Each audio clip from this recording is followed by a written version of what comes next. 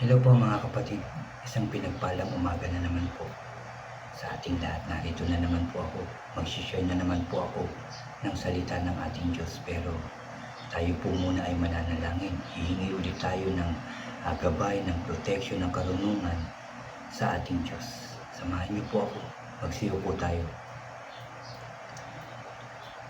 Lord, aming Diyos na makapangyarihan sa lahat, aming Diyos na banal, narito po kami upang muling magpasalamat sa iyong kabutihan, sa iyong pagmamahal.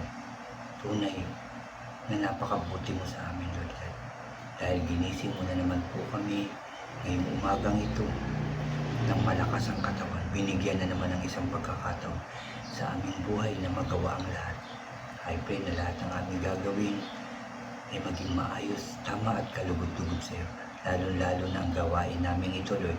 Salamat at pinahintulot mo ito. I pray na maging maayos ang lahat. Muli mo po kaming bigyan ng tamang puso't isipan, ng wisdom, O God, para lubusan namin itong maintindihan. Wisdom, knowledge, and understanding po, Lord God. Salamat sa iyong mga salita na naman ang aming maririnig. At salamat, Lord, dahil naniniwala po ako. Naniniwala po ako na narito ka. Kasama ka naming mag-aaral ng iyong salita. Kaya maraming salamat po muli sa pagtuturo, sa karunungan, sa guidance, sa protection, O God. Salamat po at kiniklaim namin na tagumpay ito. Tagumpay ang aming gawain ito. Salamat po, Lord. Salamat, Jesus. Salamat, Holy Spirit. Muli ka namin pinupuri, pinasasalamatan, sinasamba ka namin sa tanging pangalan na aming Panginoong Hesus na aming tagapagligtas. Lahat tayo ay magsabi ng Amen and Amen. At ito po ang aking channel.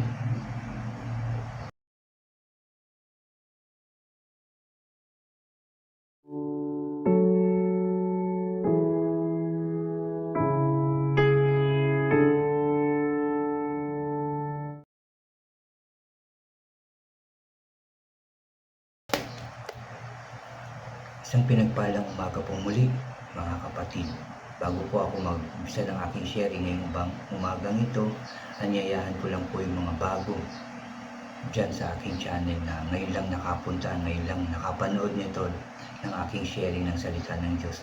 Huwag niyo pong kalimutan na mag-subscribe. Paki-like and share niyo po ang aking mga videos at paki-click din po ang notification bell para lagi po kayong updated sa mga bago at iba ko pang i-upload.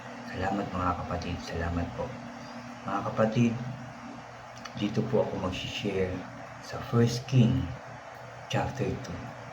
Sa mga nakaraan na pag-share ko at pagbabasa ko sa 1 Samuel, 2 Samuel, maraming nangyari na katagumpayan kay David dahil sa pagsama, gabay ng ating Diyos.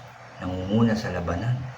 Kaya maraming katagumpayan na nangyari kay David. Hanggang dito nga po, kasama na niya ang kanyang anak na si Solomon. Mga kapatid, dito sa 1 King chapter 2 verse 1 to 4 po yung aking isi-share sa inyo ngayong umagang ito. At ito po ay may pamagat na huling bili ni David kay Solomon. Nung malapit nang mamatay si David, nagbilin siya sa anak niyang si Solomon. Malapit na akong mamatay at gano'n naman ang mangyayari sa lahat ng tao sa mundo. Maging matatag ka at matapang. Maging matatag ka at matapang, sabi ni David ito sa kanyang anak. Sundin mo ang utos ni Lord na iyong Diyos. Mamuhay kayo ayon sa gusto niya at sumunod sa instruction, utos at rules niya na nakasulat sa law ni Moses. Yan.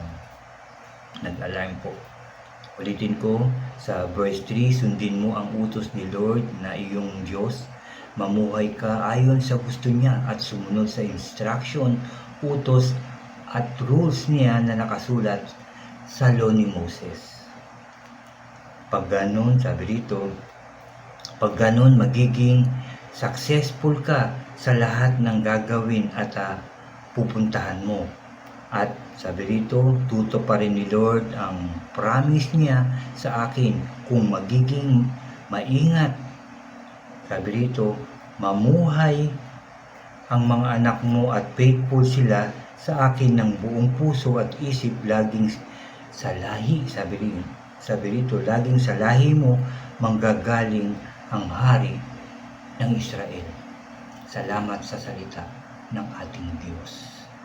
Yan ang bilin ni David kay Solomon na mamuhay ng maayos, no? Sabi dito, sa verse 3, sundin mo ang utos ni Lord na iyong Diyos, mamuhay ka ayon sa gusto niya at sumunod sa instruction, utos at rules na nakasulat sa law ni Moses. Yan ang kabilin-bilinan ni Moses, ni David sa kanyang anak tungkol sa rules no nakasulat doon sa law ni Moses na susundin.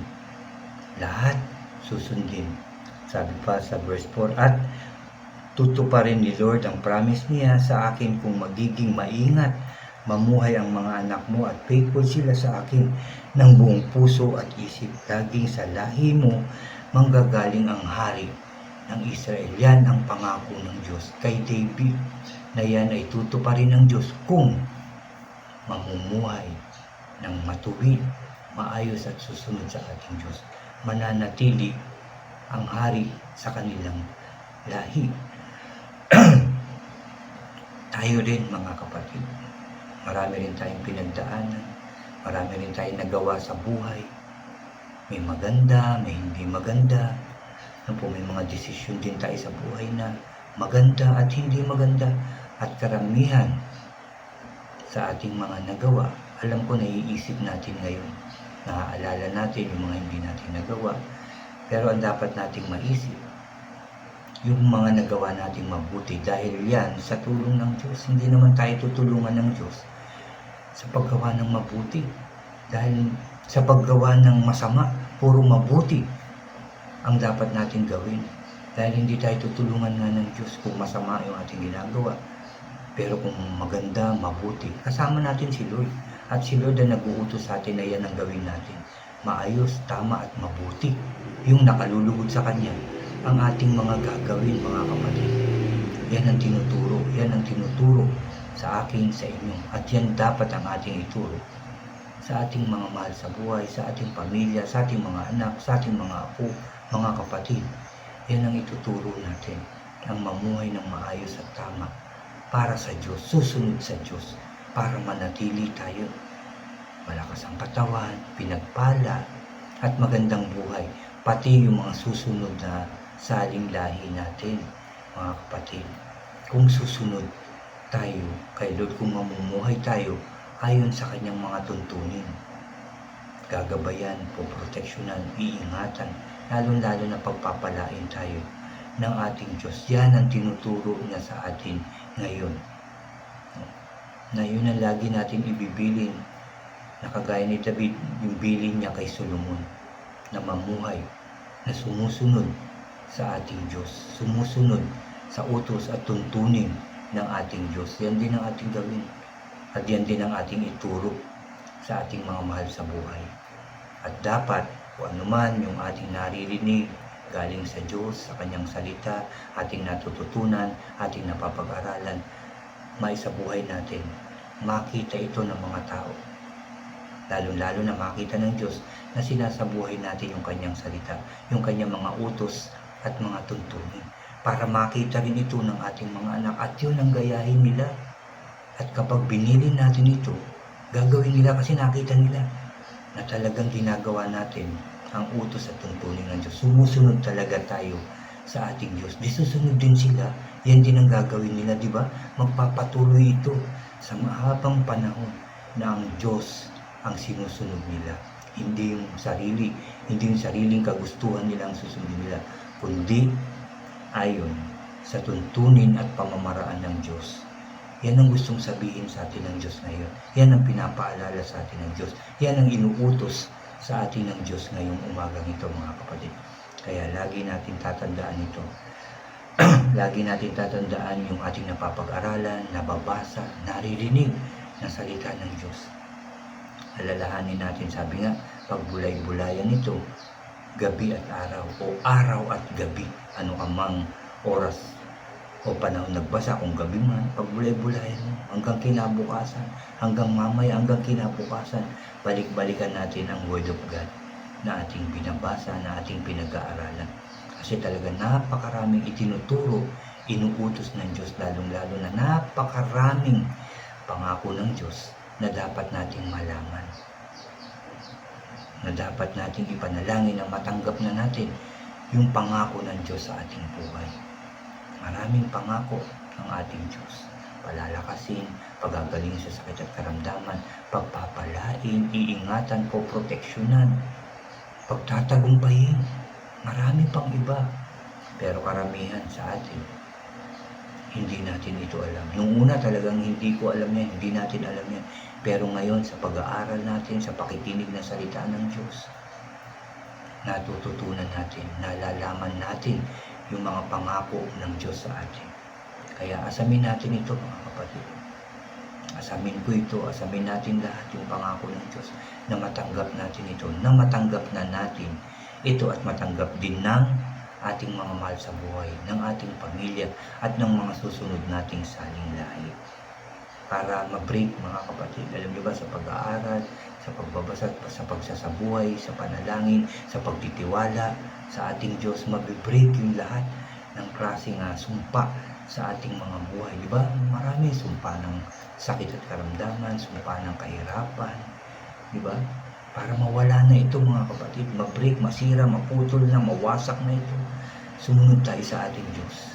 Makinig tayo sa Kanyang salita upang matanggap na natin yung gusto ng Diyos sa atin, na kung susundin natin siya, all these things shall be added unto you. Kung susunod tayo, kung uunahin natin siya sa ating mga buhay, uunahin natin manalangin, unahin natin humingi ng tawad, unahin natin magpasalamat, magpuri sa ating Diyos, at isabuhay ang Kanyang salita, matatanggap natin ang lahat ng ito. Magtataka na lang tayo, di man tayo ganun kayaman, pero maayos, masayang-masaya tayo. Talagang galak na sa atin, malakas ang katawan natin, talagang pagkain natin. Simple man, pero hindi tayo nauubusan, hindi tayo nagkukulang. Ganyan ang Diyos. At pagtatagumpayin na tayo, pati ang ating mga anak, kahit mga apo, mga susunod. Kung susunod ka, susunod ako at susunod tayo sa ating Diyos. Pagpapalain tayo, iingatan tayo, poproteksyonan tayo, palalakasin tayo. Yan ang gagawin sa atin ng Diyos. Kagaya ng ating nabasa kay Haring David, na ang lahat katagumpayan ang binigay ng Diyos at sa Kanyang anak, siksik, liklik na pagpapala. Ito yung sinasabing, bubuksan ko ang durungawan sa langit, ang lahat ng bintana, at ibubuhos ko ang pagpapala. Binuhos niya ito kay Solomon, at pwede rin natin itong makamtan, mga kapatid. Pwede natin matanggap din yung pagpapalang yun na ibubuhos ng Diyos sa atin kung susunod tayo sa ating Diyos, kung makikinig tayo sa ating Diyos, kung isasabuhay natin yung Kanyang salita, kung magsisimba ka, kung magsishare ka ng Word of God, di ba po, at mamumuhay ng matuwid, ng tama para sa Diyos. Magiging maayos, masaya, masagana at tagumpay ang ating buhay hanggat nabubuhay tayo. At magpapatuloy pa ito, mga kapatid. Magpapatuloy sa ating mga anak, apo sa tuhod, sa magiging apo ng ating mga anak, sa magiging apo ng apo natin. Di ba? Magpapatuloy yun, mga kapatid. Ganyan ang pagpapala ng Diyos. Hindi yan mapuputol. Kung hindi rin napuputol yung ating pagsunod sa Kanya. Yan ang pangako talaga ng Diyos. Ulitin ko to, mga kapatid. Hindi natin yan alam. Pero ngayon alam na natin. At ngayong nalaman na natin ito, i-share natin sa iba. Para sila rin ay pagpalain ng siksik, liglig at umaapaw ng Diyos. sabihin din natin. Huwag natin silang hayaan na, huwag natin sabihin na, hayaan mo sila, matigas ang ulo niya. Hayaan mo sila. Sabihin natin. Ngayon kung talagang patuloy ka na nagsasalita, sinasabi mo yung word of God, sinasabi mo yung gospel, sinasabi mo yung pangako ni Lord, pero ayaw pa rin. Huminto ka man dyan, pero yung panalangin mo sa kanila, wag hihinto. Na sila rin, dumating na yung oras na makakilala ng lubusan sa Diyos at malaman na nila yung pangako ng Diyos para sa kanila at sa kanilang mga susunod na saling lahi. Yan ang ating ipagdadasal palagi. Kahit matigas ang ulo, kahit sila na yung umiiwas sa atin, ipanalangin pa rin natin sila. Huwag natin sila kakalimutan, mga kapatid. Sabi nga ng Diyos, no, kung uunahin natin ang iba, kung uunahin natin ipanalangin ng iba, kung ano man yung pangangailangan natin, si Lord na ang bahala. Kasi nakita niya yung ginagawa natin. Hindi natin nakakalimutan yung ibang tao. Kung minsan yung sarili na natin ang ating nakakalimutan, pero ang ibang tao hindi. Kaya ang Diyos na ang bahala sa atin. Ganun po yun. Mabuti ang Diyos, mapagmahal ang Diyos, mapagpala ang ating Diyos at tumutupad sa kanyang pangako. Tayo minsan nasisira pa. Yun nga lang pagsasalita, nasisimba ako next week, hindi natin natutupad. Pero si Lord, lahat yan, alam niya yan. Nakahanda na nga yan eh. Ibibigay na ng Diyos yung pagpapala. Pero inaantay lang, tinitignan niya yung puso natin, tinitignan niya yung pagsunod natin sa Kanya. Tapos ibibigay niya na yung pagpapala. Kaya sasabihin natin, bakit sumusunod na naman ako? Nakikinig naman ako, nagsisimba, nagbabasa, gumagawa naman ako ng mabuti. Nagsishare naman ako ng word of God, kahit papaano. Baka meron pa, mga kapatid. Evaluate natin yung ating sarili. Baka meron pa tayong pagkukulang. O baka may nagagawa pa tayong hindi maganda. Tignan natin mabuti. At kung ano man yun, kalimutan na natin yan. Huwag na natin gawin. Ihingi natin ang tawad sa Diyos. Ihingi natin ang tulong sa Diyos. At sigurado, bigla mong matatanggap ang pangako ng Diyos. Amen? Amen. Napakabuti ng Diyos, mga kapatid.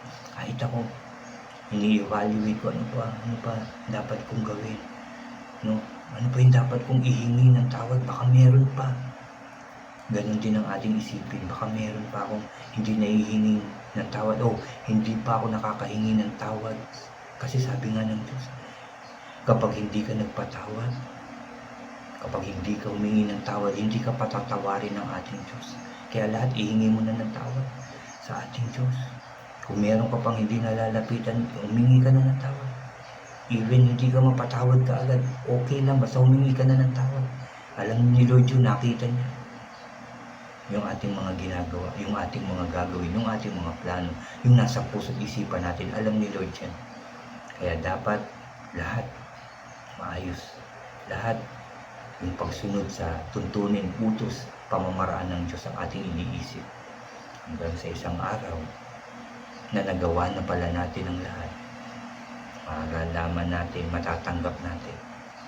Eto na, anak, ang pagpapala ko. Sasabihin niya ng Diyos sa atin. Eto na yung inaantay mo. Matagal ka nang naghirap. Kaya eto na, ang kaayusan, kasiyahan, kapayapaan, kasaganahan sa iyong buhay na aking pangako. Diba, ang sarap pakinggan, ang sarap madaman. Yun ang asamin natin. At magalak tayo, mga kapatid, dahil naniniwala ako sa pagsunod mo sa Diyos, sa pagsunod natin sa mga tuntunin ng Diyos. Yung kanyang pangako ay ipagkakaloob na sa ating lahat. Amen and amen. At yan po ang aking sharing ngayong umagang ito. Ulitin ko lang po, dito po sa 1 King chapter 2 verse 1 to 4. At ito nga po ay may pamanggat na huling bilid ni David kay Solomon. Na po, napakaganda, di ba po, ng sinasabi ng Diyos sa atin. Kinausap na naman niya tayo ngayong umagang ito. At yan ang gawin natin. Ulitin ko lang, sumunod ng tapat sa ating Diyos. Amen and amen. Amen. Mga kapatid, muli tayong mananalangin. Ipagpapasalamat natin ang umagang ito na nakapakinig na naman tayo ng salita ng Diyos. Sabihin niyo kung ano yung gusto niyo sabihin. Ihingi niyo ng tawad ang lahat Baka kung ano pa yung meron dyan na natatago natin, na itatabi, o baka iniingat-ingatan na kasalanan o pagkakamali, hihingi na natin ng tawad sa ating Diyos. Sabay-sabay tayong hihingi ng tawad, magpapasalamat at tanggapin ang pagpapala ng Diyos. Let us pray. Magsiyuko po tayo. Yes, O God. Hallelujah. Hallelujah. Ama namin na nasa langit, Ama namin makapangyarihan sa lahat, Ama namin mapagmahal at mapagpatawad. Muli kaming nagpapasalamat at nagpupuri sa iyo. Salamat sa iyong mga salita, Lord God, na kahit kami nagkasala, nagkukulang, nagkakamali, na kahit na kami marumi, nandyan ka pa rin. Handang makinig at handang magpatawad. Kaya Lord, humihingi kami ng kapatawaran sa lahat ng aming kasalanang nagawa. Simula nang kami panganak hanggang ngayong umagang ito, Lord, patawarin mo po kami lahat sa aming mga kasalanan, sa aming mga naiisip na hindi maganda at masama. Patawad po doon sa mga nasa puso pa namin, Lord God, na galit, na tampo, na inis, na kayabangan. Lord God, alisin mo po ito, linisin mo po kami. Linisin mo po ang lahat ng tao ngayon na nananalangin sa iyo, Lord God, na lumalapit at patawarin mo po kami sa lahat ng aming kasalanan, dahil walang kasalanan na hindi sinasadya. Dahil maliit man ito pa rin ay kasalanan.